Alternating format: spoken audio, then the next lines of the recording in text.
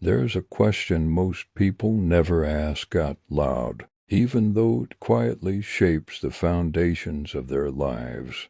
Why do religions exist in the first place? Not whether they're true, not whether they're good, but why they were ever created at all. This question pulls at the roots of human civilization, because for something to have lasted this long through centuries of war, empire, science, and social change, there had to be something powerful behind it. But that power wasn't divine, it was psychological. Religion wasn't born from revelation, it was born from fear, fear of death, fear of suffering, fear of the unknown. When early humans looked up at the night sky, they saw mystery. When their children died of illness, they saw chaos. When floods destroyed their food or lightning struck from nowhere, they had no answer, and the mind cannot survive without answers. It invents them if it must, and so the first gods were not gods of love or wisdom. They were gods of weather, war, fertility, and death. They were attempts to explain suffering, to control what could not be controlled. The storm didn't just happen. A spirit was angry. The drought wasn't random. Someone sinned. The world didn't feel random anymore. It became personal, and in that, people found a fragile sense of security. But religion offered more than just explanations. It offered hierarchy. In a tribe, whoever claimed to speak to the gods gained influence. The shaman wasn't just a healer. He was a gatekeeper of divine will. As societies grew, that role expanded. Priests, prophets, pharaohs, popes, those who spoke on behalf of gods, were no longer just storytellers. They were lawmakers. They were kings. Religion became the earliest form of social control. When laws weren't written, commandments were. When jails didn't exist, eternal hells were invented. Fear of divine punishment did what human force couldn't. It shaped behavior through invisible surveillance. God was the original spy, watching not only what you did, but what you thought. And that was the genius of it. Religions didn't just control actions. They colonized the mind. If you could convince people that their suffering had meaning, that obedience led to reward, that pain was noble, you could control them without chains. You could make them love their prison. Martyrdom became virtue, guilt became worship, and submission became holiness. This wasn't always done maliciously. In many cases, the people spreading these beliefs genuinely believed them. They needed to, because if the religion wasn't true, then the suffering was senseless, the sacrifices were wasted, the gods were silent, and silence is terrifying. So, religion evolved. It adapted. It absorbed local customs, rewrote old myths, renamed deities. Christianity didn't erase paganism. It dressed in its clothes. Islam didn't invent a new moral system. It borrowed from the ones before it, and all of them recycled one powerful idea.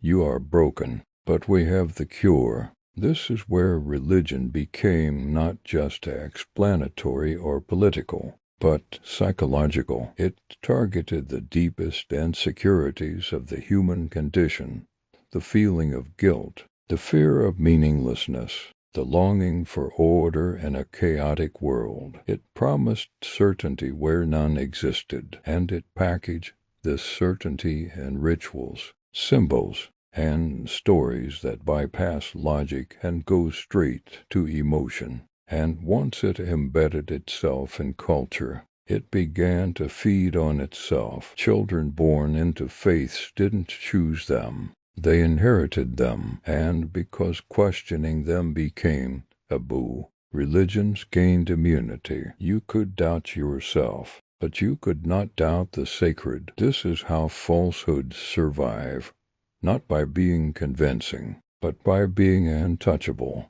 Over time, religion became the foundation for identity, not just spiritual, but political, ethnic, national. To attack the faith was to attack the tribe, and so wars were fought not just with weapons, but with gods. Crusades, jihads, inquisitions, all justified by divine command. If your God was true, every act in his name was holy, even murder. And yet, religion still promised peace, still promised love, still promised eternal reward, but only after death. The real world didn't need to be fixed, only endured. The poor were told they'd inherit heaven. The slaves were told to obey their masters. The women were told to serve their husbands, and the suffering were told not to rebel, but to pray. This is the most devastating legacy of religion.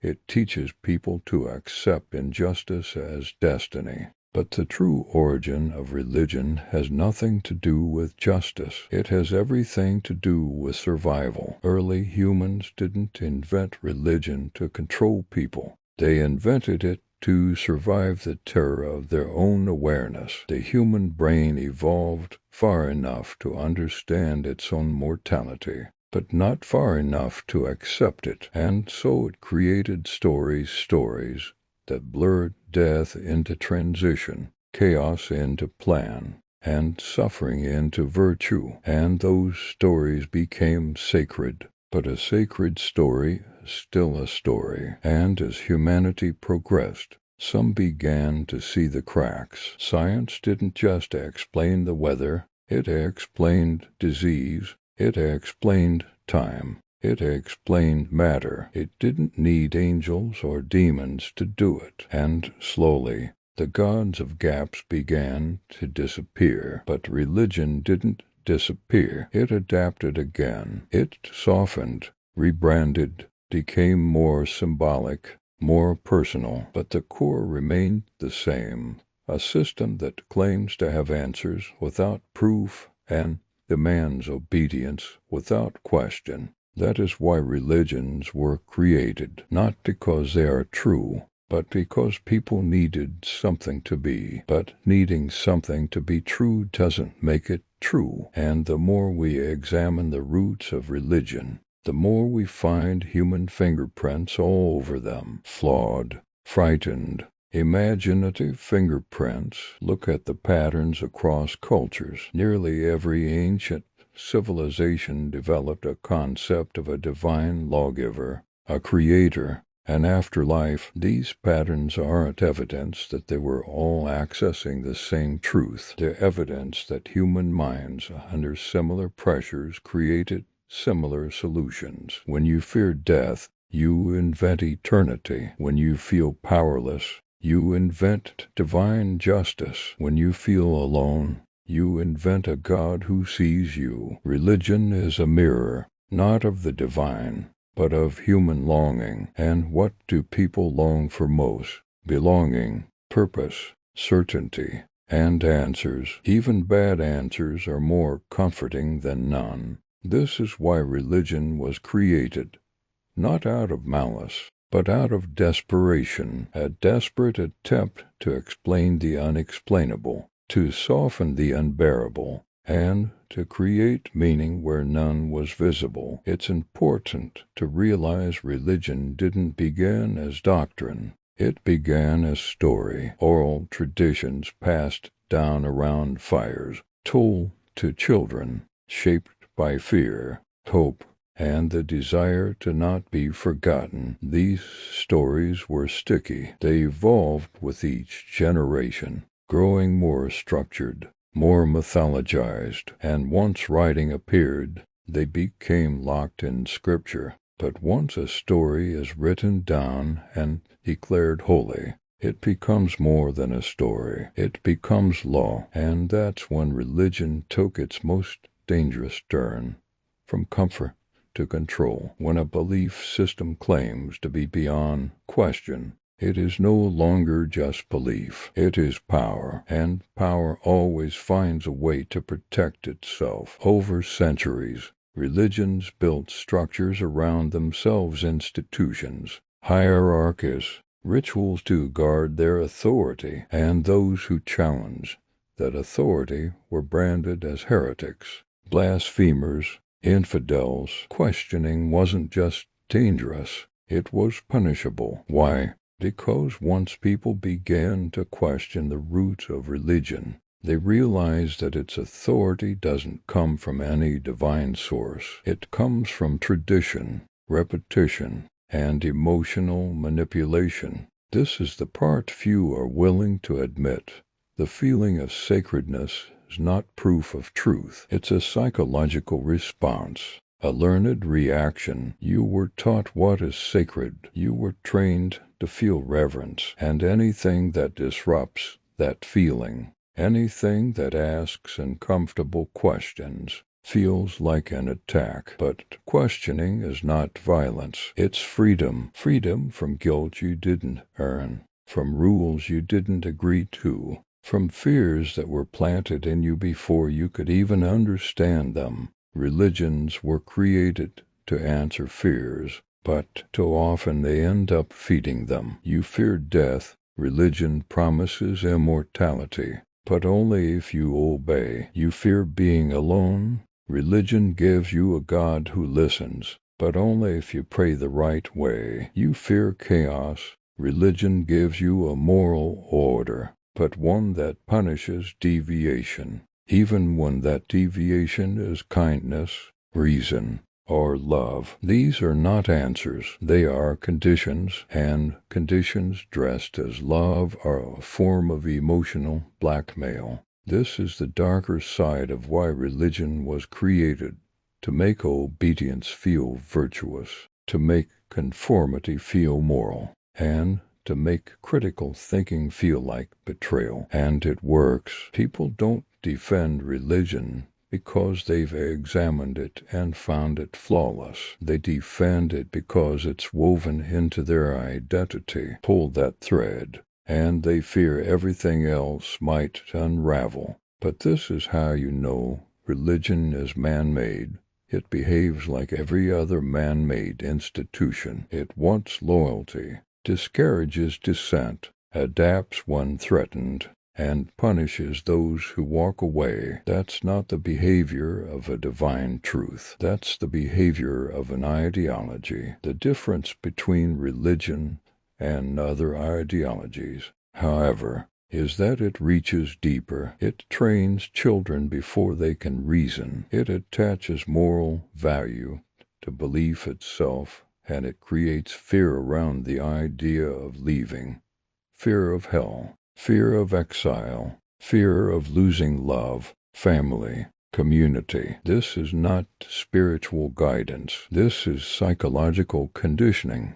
But again, this isn't always done with cruelty. Most believers are sincere. They truly believe they're helping others, but sincerity doesn't equal truth. A person can be honest and still be wrong, and an entire society can be built on sincerity and still be deceived. This is what makes questioning religion so difficult. You're not just questioning an idea. You're questioning the emotional architecture of entire lives. And yet, that's exactly why it must be questioned. Because if religion can't survive honest questions, it doesn't deserve your reverence. If it needs to threaten eternal punishment to keep you faithful, that's not love. That's coercion. If it can't tolerate curiosity, it's not a path to truth. It's a barrier to it. And if it tells you that your pain is part of a divine plan, that your doubts are sins, that your desire to understand is rebellion, then it is not on your side. It is not offering freedom. It is demanding submission. That's why religion was created, not to set people free, but to help them feel comfortable in their chains. So what happens when those chains begin to rust?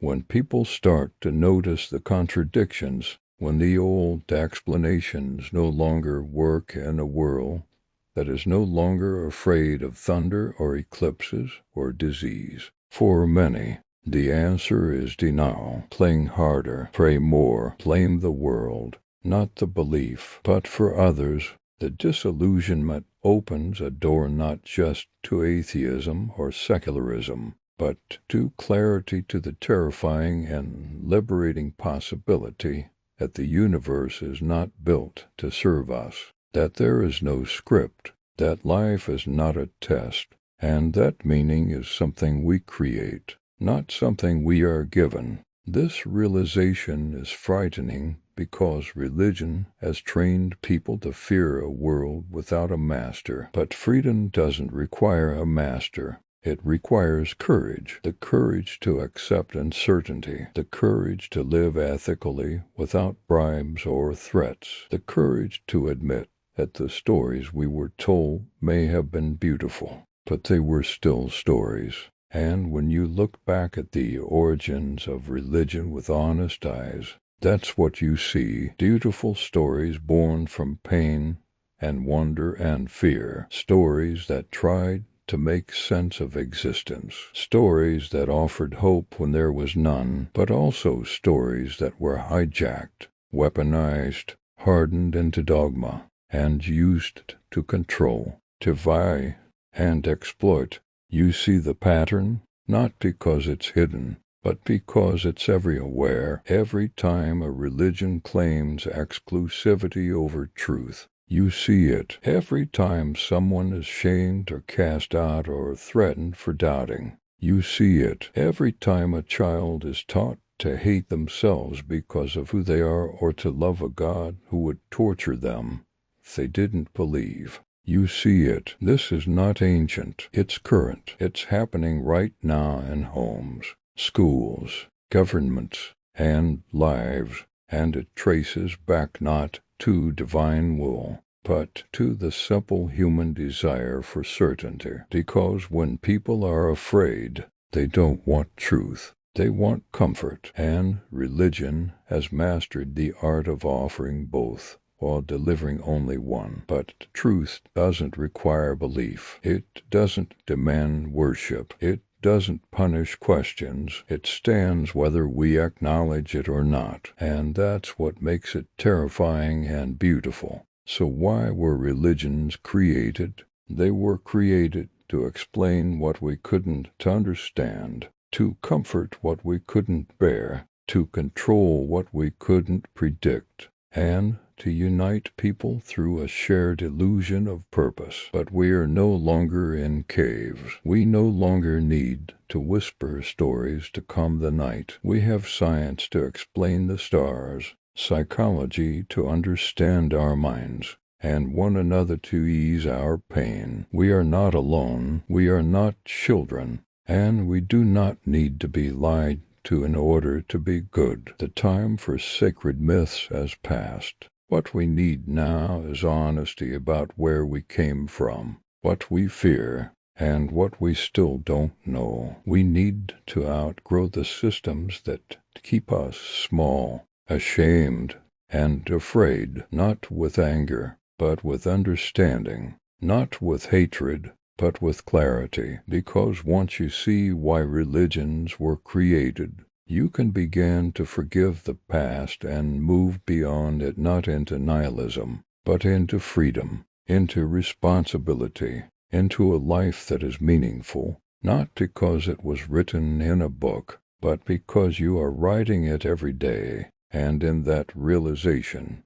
there is something more powerful than faith. There is awareness, not the kind that blinds you with certainty, but the kind that humbles you with wonder. Because the truth is, we don't need gods to make life sacred. We just need to see it clearly, to face it bravely, and to live it fully without fear, without guilt, and without permission.